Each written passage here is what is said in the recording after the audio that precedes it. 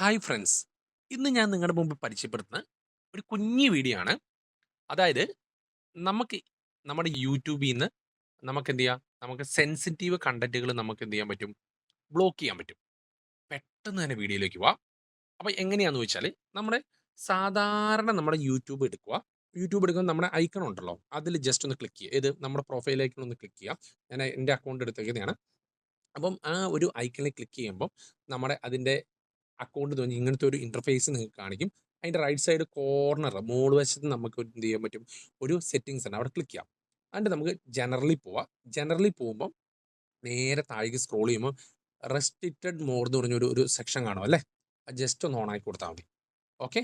ഇത് no filters 100% accurate ആണ്.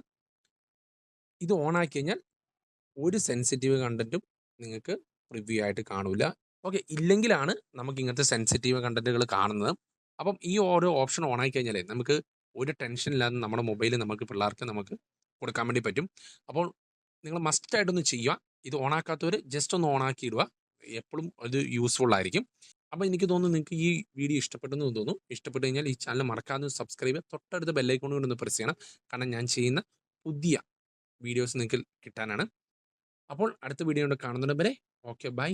Thanks.